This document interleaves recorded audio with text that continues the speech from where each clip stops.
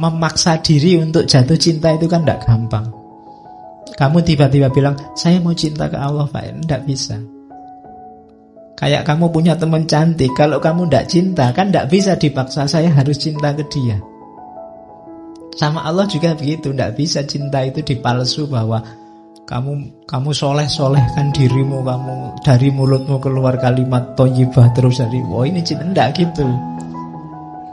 Kalau jatuh cinta, ya jatuh cinta aja, tidak bisa dimanipulasi. Mengaji hening bersama Dr. Fahrudin Faiz. Mari kita simak.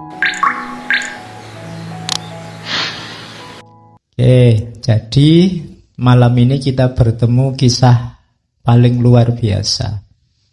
Cuma ya karena ini sifatnya ngaji, saya tidak akan dongeng. Kamu sudah tahu rangkaian ceritanya, saya hanya nyuplek bagian-bagian tertentu yang tak anggap penting untuk menjelaskan cinta ilahiyah. Jadi saya tidak akan dongeng ya, khawatir kamu tambah ngantuk. Mau saya ngomong gini aja kan kamu bolak-balik angop ngantuk. Apalagi aku dongeng. Oke.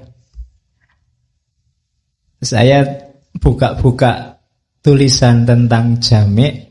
Ada beberapa yang saya ambil menurut saya menarik. Tidak apa-apa ya, saya bawa ke sini. Ada munajatnya jami' itu mungkin cocok untuk kita pakai hari ini. Ini munajat sekaligus doa. Katanya jami', ya Robbi, ya Tuhanku, jauhkanlah kami dari perbuatan menghabiskan waktu untuk perkara-perkara kecil yang tidak berguna. Tunjukkan kepada kami segala perkara menurut hakikatnya. Angkatlah dari batin kami selubung ketidaksadaran. Janganlah diperlihatkan kepada kami barang yang tidak nyata sebagai barang yang ada. Janganlah kau biarkan bayang-bayang menutup batin kami, sehingga kami tidak dapat melihat keindahanmu. Jadikanlah bayang-bayang ini sebagai kaca yang melalui batin kami untuk menyaksikanmu. Itu kalau penyair itu kan berdoa saja rasanya indah. Jadi ini munajat sekaligus doa. Ya sekali-sekali kalian kalau malam-malam pas bangun, munajatlah sambil nunggu siaran langsung sepak bola. Kamu boleh bermunajat.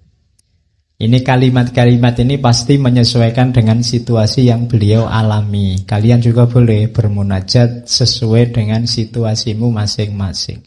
Munajat itu kan kayak orang sedang curhat sama Allah. Jadi bisa dilakukan, biasanya lebih enak malam-malam kalau sepi. Oke. Terus ada lagi munajatnya jami'. Jadi jami' itu kenapa tertarik dengan dunia cinta ilahiyah? Jadi ceritanya jami' ini pernah jatuh cinta. Cuma dia merasa bahwa ndak boleh aku ini jatuh cinta. Wong aku ini guru agama dalam tanda petik ya. Wong aku ini sufi kok ya jatuh cinta gimana ya? Wong aku ini ustadz kok ngelirik ke sana kok rasane. Itu dia melawan perasaan itu. Sampai nanti dia pindah dari Herat ke Samarkand. Pokoknya dia ingin menyibukkan dirinya terus dengan ilmu. Tapi jatuh cinta ini kan kalau sudah jatuh itu kan ya sumpek memang.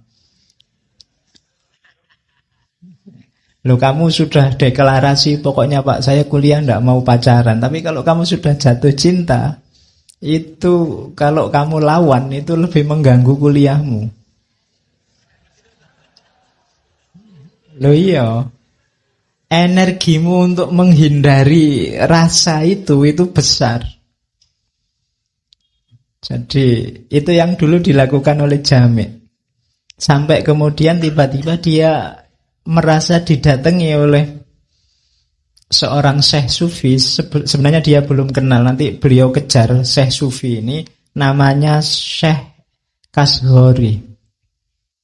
Jadi dia merasa didatangi bayangannya Syekh Kashghari yang bilang, saudaraku, pergilah dan carilah seorang kekasih yang tidak mungkin bisa kau biarkan pergi. Itu mikir ya. Terus dipikir-pikir oleh Jami', ya ketemunya satu-satunya kekasih yang tidak mungkin pergi itu hanya Allah. Jadi Syekh ini menyadarkan Jami', nanggung kalau kamu jatuh cintanya cuma sama perempuan. Rasa itu geserlah untuk mencintai yang tidak mungkin pergi. Nanti dari situ keluarlah puisinya yang sangat terkenal itu. Sang kekasih menyeru dari kedai minuman, datanglah. Lalu berilah aku anggur cinta, cawan demi cawan. Kubebaskan diriku dari belenggu, logika dan nalar. Lalu ku mulai meratap dan menangis sampai bersatu. Dia meneruskan ajarannya Ibnu Arabi. Jadi puncaknya cinta, puncaknya pertemuan dengan Tuhan itu kan lenyapnya ego, lenyapnya diri. Itu nanti yang diberi nama macam-macam dalam dunia tasawuf. Tapi intinya itu. Sering ya istilah simpelnya bersatu. Jadi satu. Kalau ada dua zat bersatu, yang satu wajibul wujud, yang satu mumkinul wujud, ya pasti aja yang sisa mumkinul wujud. Kalau setetes air bersatu dengan laut, ndak usah dicari lagi setetes airnya, yang ada tinggal lautnya. Jadi itu yang disebut bersatu. Dan sejak itu Jami' menyibukkan diri dengan dunia cinta ilahiyah. Sampai usia sekitar 80-an, nanti beliau, ini ada syairnya, waktu dekat-dekat merasa sudah saatnya mau berangkat bertemu kekasihnya yang sejati. Itu salah satu syairnya yang sangat terkenal juga sebelum beliau meninggal. Jadi katanya Jami', kecil ya itu tulisannya, tidak apa-apa. Adalah memalukan bahwa hari-hari akan berlalu tanpa kita. Bunga-bunga akan mekar dan musim semi akan tiba. Musim panas, musim dingin, dan musim semi akan berlalu. Dan kita pasti akan menjadi tanah dan debu. Jadi ini mengingatkan kita bahwa sedahsyat apapun hidupmu, sejago apapun kamu, sebesar apapun dirimu, pada akhirnya hanya jadi tanah dan debu. Dan sejarah akan terus berjalan. Musim semi akan berganti tanpa dirimu dan tidak masalah. Kamu yang merasa penting, begitu kamu mati hari ini, ya dunia tetap berjalan. Kamu yang merasa besar, jangan dikira sebesar apa pengaruhmu, karena tidak ada kamu pun dunia juga berjalan. Jadi jangan overestimate dengan kehadiranmu di muka bumi ini. Ya, kadang-kadang kan kita ketika sibuk oleh satu hal, satu masalah, terpaku di situ terus, seolah-olah kalau urusan ini tidak beres dunia kiamat. Kehadiranmu juga begitu. Hari ini kan kita sering sibuk begitu. Makanya saya usahakan ngaji ini temanya tidak mainstream. Orang bahas apa, kita bahas apa. Jadi basa Jawa ini rada selinjo. Takutnya apa? Kalau kamu hanya asik bahas itu saja, jangan-jangan banyak hal penting lain yang terlewatkan. Jadi makanya temanya macam-macam. Kadang tiba-tiba ngomong sufi, kadang tiba-tiba ngomong filsafat barat, kadang tiba-tiba ngomong itu, biar pikiran kita sadar terus bahwa sangat banyak hal yang penting, sangat banyak hal yang mungkin harus kita jelajahi. Tidak harus stres dengan satu masalah saja. Itu pelajaran dari munajatnya Jami'. Apapun yang terjadi, musim silih berganti, pada akhirnya kita hanya jadi tanah dan debu. Nah, itu ceritanya Jami'. Oke, bismillah. Ini saya potong dari pembukaan Yusuf dan Zulaikha. Kenapa harus cinta? Itu kalimatnya saya copy paste. Apabila engkau hendak bebas, jadilah tawanan cinta. Satu-satunya relasi. Kita ini kan manusia, tidak mungkin hidup tanpa orang lain. Begitu kamu lahir ke dunia, kamu butuh orang lain. Cuma nama hubungan dengan orang lain yang membebaskan itu hanya cinta. Relasi yang bukan cinta kebanyakan tidak membebaskan tapi mengikat. Ada kewajiban-kewajiban yang harus kamu penuhi demi relasi itu. Tapi kalau relasinya namanya cinta, tidak. Ketika ibumu membesarkanmu, itu kan relasinya cinta. Dia capek luar biasa, dia kehilangan banyak. Tapi dia bahagia, senang luar biasa. Kenapa? Karena cinta padamu. Tidak merasa terikat sama sekali. Sama kayak kamu kalau punya pacar itu loh. Mbok kamu disuruh bangun pagi, jemput, nganter kuliah. Disuruh, lo iya kan? Hujan-hujan disuruh apel, berat lo itu. Tapi kan kamu menjalaninya dengan senang, tidak merasa terikat, tidak merasa terbebani. Jadi kamu merasa, yo ini yang membahagiakanku, tidak ada yang mengikat. Padahal sebenarnya kamu rasanya kayak terikat, tapi sebenarnya tidak. Maka katanya Jami' di awal-awal Yusuf dan Zulaikha itu, jika engkau ingin bebas, jadilah tawanan cinta.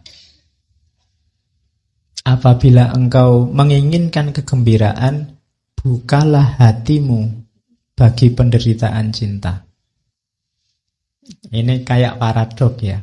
Kalau kamu ingin seneng, masuklah ke dunia cinta yang penuh penderitaan. Loh, itu tadi kan penderitaan sebenarnya. Kamu harus jemput pagi-pagi, kamu harus apel malam-malam, hujan-hujan. Itu kan sengsara. Kalau diceritakan kan rasanya tragis. Tapi kamu kan bahagia, seneng.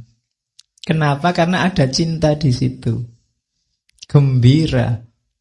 Mungkin kamu menceritakannya sambil berbunga-bunga. Padahal kamu ya di Pulau Soro, nanti masuk warung kamu disuruh bayari.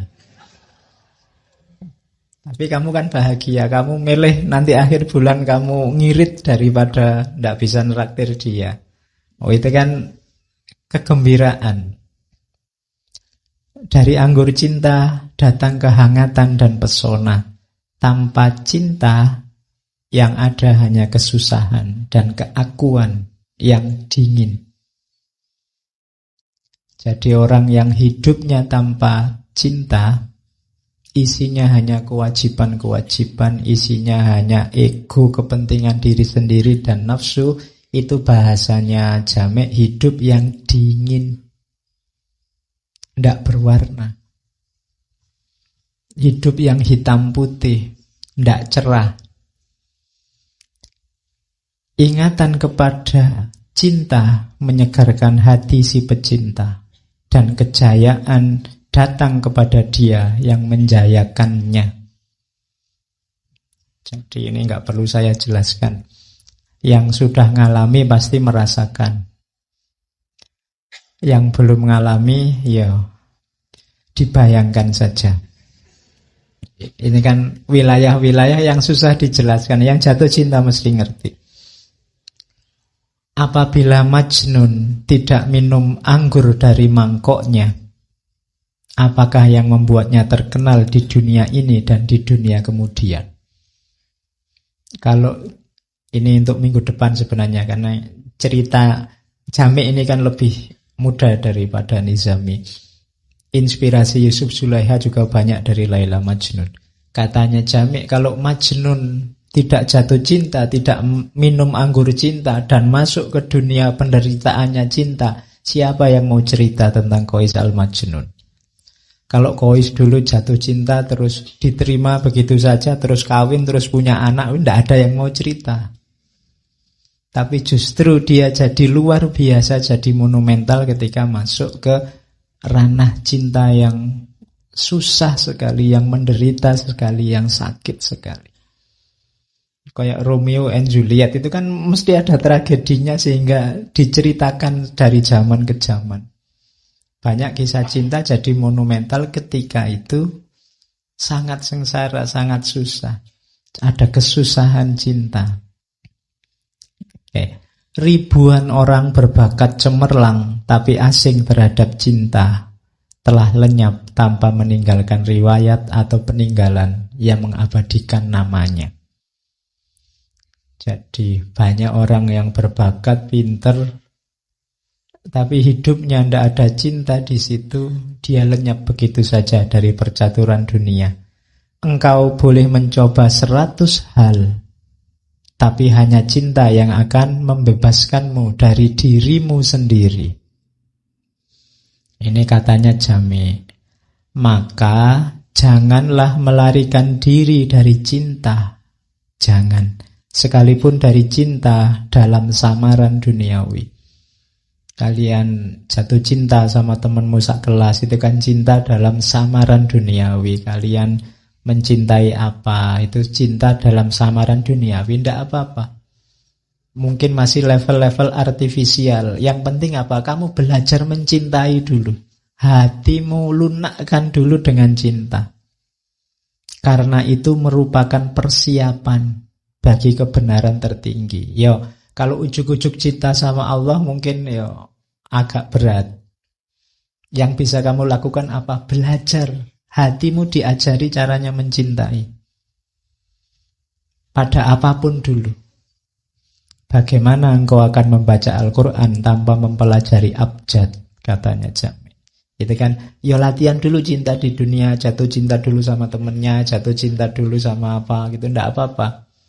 Itu kan cinta dalam samaran duniawi, meskipun ada batas-batasnya, tapi intinya apa? Hatimu ini dilatih mencintai. Kalau tidak, susah kamu. Karena apa? Ndak bisa orang memaksa diri untuk jatuh cinta, itu kan tidak gampang. Kamu tiba-tiba bilang, saya mau cinta ke Allah, Pak. Tidak bisa. Kayak kamu punya teman cantik, kalau kamu tidak cinta, kan tidak bisa dipaksa, saya harus cinta ke dia. Sama Allah juga begitu, tidak bisa cinta itu dipalsu bahwa kamu soleh-solehkan dirimu, kamu dari mulutmu keluar kalimat thayyibah terus dari, ini cinta, tidak gitu. Kalau jatuh cinta, ya jatuh cinta aja, tidak bisa dimanipulasi. Karena urusannya rasa.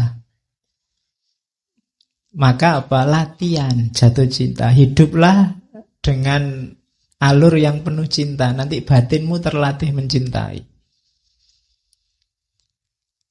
Aku dengar, katanya Jami, kisah seorang pencari yang pergi kepada seorang arif, meminta petunjuk jalan sufi. Orang tua arif itu berkata kepadanya, apabila engkau belum pernah menginjak jalan cinta, pergilah jatuh cintalah. Kemudian kembalilah menemui kami. Jadi ini unik ya, ada seorang sufi ditemui guru, saya mau baiat, mau menempuh jalan sufi, saya tobat pengen jadi wali. Nah, itu jawabannya gurunya, kamu pernah jatuh cinta enggak? Ya mungkin kalau bahasa hari ini, kamu pernah pacaran enggak?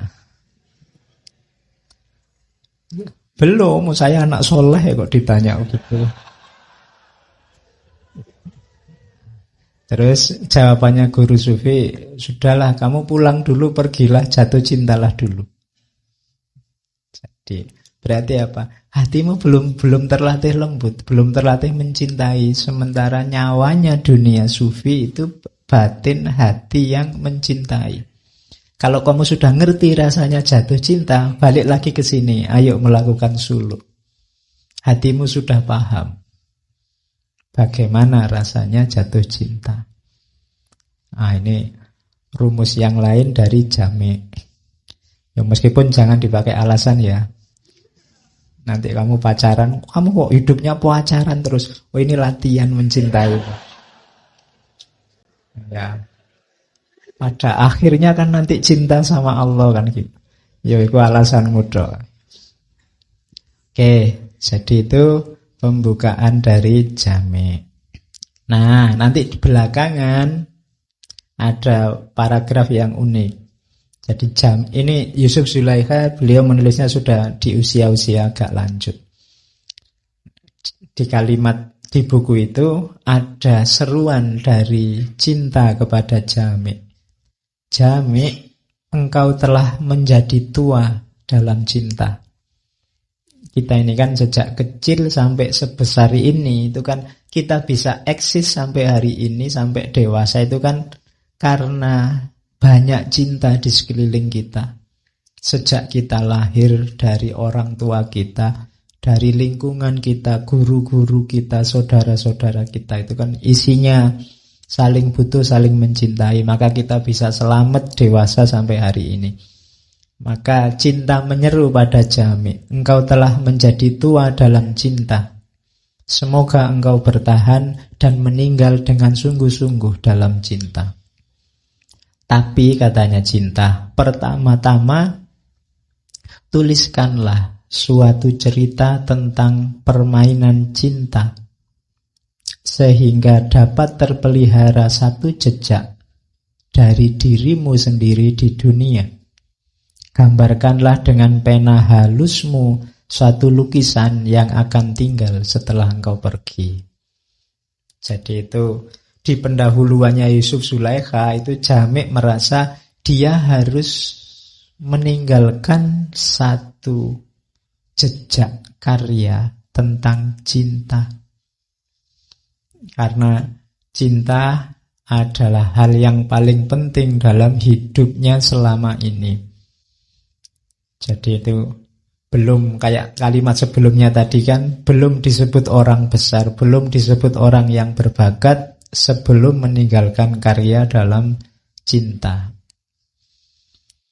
Maka sekaranglah saatnya Jami', katanya cinta, tulislah karya tentang cinta. Dari situlah nanti kemudian beliau memilih kisahnya Yusuf dan Zulaikha. Saya tidak akan merunut dari awal, kalian sudah ngerti siapa Yusuf, siapa Zulaikha yang nanti jadi majikannya dan seterusnya. Kalau di Jami', Zulaikha itu seorang putri yang sebelum beliau nanti jadi istrinya wazir di Mesir, sudah diperlihatkan keindahannya Nabi Yusuf. Jadi dia sudah jatuh cinta sama Yusuf sebelum ketemu. Ketemunya di mimpi. Nah, dia mimpi ketemu seorang laki-laki yang indahnya luar biasa. Ya Nabi Yusuf itu kan bahkan di salah satu hadisnya katanya Nabi Muhammad kan Nabi Yusuf itu yang memiliki separuh keindahan, separuh ketampanannya laki-laki. Jadi kalau ada orang kegantengan seluruh dunia dibagi dua, yang separuh miliknya Nabi Yusuf, yang separuh dibagi orang sedunia mulai Nabi Adam sampai kiamat. Ya. Loh, ilustrasinya Nabi Muhammad kan begitu. Nabi Muhammad cerita ketika beliau ketemu Nabi Yusuf di langit ketiga waktu Isra Mi'raj. Itu kan di langit ketiga ketemu Nabi Yusuf. Dan beliau menggambarkan dia, Nabi Yusuf itu punya setengahnya. Jadi artis-artis ganteng siapapun itu cuma petlian kecil-kecil dari gantengnya Nabi Yusuf. Karena Nabi Yusuf yang punya separuhnya. Yo, untungnya kita nggak ngalami kalah saingan kabeh kamu. Oke ya, saya tidak membayangkan hari ini nanti dia tiap hari masuk TV diteriaki sama ABG itu mesti. Zaman dulu kan ceritanya waktu diperlihatkan pada perempuan-perempuan bangsawan Mesir saat itu kan semuanya melongo sampai ngiris tangannya sendiri tidak terasa. Itu kan saking kagumnya, saking takjubnya dengan ketampanannya Nabi Yusuf. Nah itu Zulaikha ini sudah bermimpi ketemu Yusuf. Sehingga dia jatuh cinta sebelum ketemu orangnya. Itu kalimatnya ketika dia setelah mimpi, wahai permata suci, dari tambang manakah engkau berasal? Engkau telah membawa pergi hatiku tanpa mengatakan padaku siapa namamu atau dari mana datangmu. Dan aku tak mengetahui kemana akan bertanya. Aku tidak menghendaki siapapun tertimpa cinta seperti ini. Aku tidak memiliki hati dan tidak pula memiliki hasrat hatiku sendiri. Bayanganmu telah muncul padaku dan merampas tidurku. Ia telah membuat air mata dan darah hatiku mengalir. Tubuhku yang tak terbawa tidur menjadi lesu. Dadaku terbakar. Aduhai, tak dapatkah engkau memadamkan nyala ini?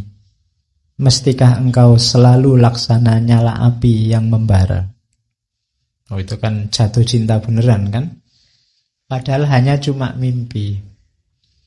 Ini sebenarnya simbol, kalau dalam bahasa sufi, kehausan spiritual. Jadi jiwamu itu sebenarnya menjerit-jerit ingin ketemu dirinya yang hakiki. Kamu tidak pernah ketemu, mungkin dalam tanda petik ya ketemu Allah. Kamu ngertinya mungkin hanya dalam bayangan-bayangan, dalam konsep-konsep. Tapi sebenarnya jiwamu sangat merindukan itu. Makanya ini alegori cinta ilahiyah. Jadi batin kita itu sebenarnya sangat ingin ketemu Allah, cuma nafsu kita, hasrat kita, ambisi kita menutupi itu semua sehingga kamu tidak sadar. Begitu sadar kamu kebingungan kemana harus mencari, di mana bisa ditemukan. Nah, itu simbol dari kerinduannya Zulaikha pada seorang Yusuf. Ya nanti pada akhirnya kalau diceritanya Jami' di salah satu mimpinya yang terakhir, sosok ini ngaku aku adalah seorang wazir agung dari Mesir.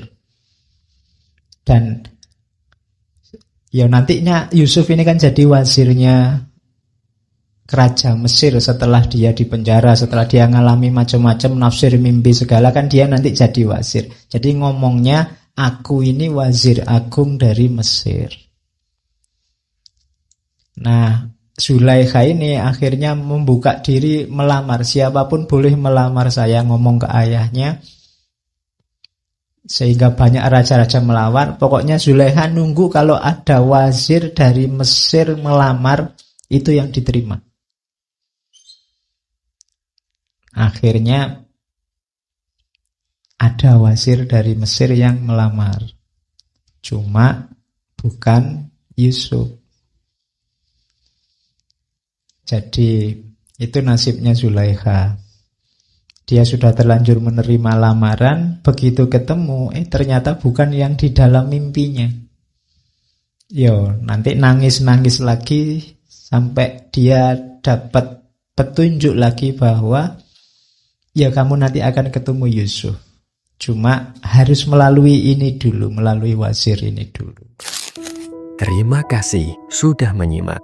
Semoga channel Mengaji Hening bersama Dr. Fahrudin Faiz selalu bisa memberikan ilmu, motivasi, dan kebermanfaatan.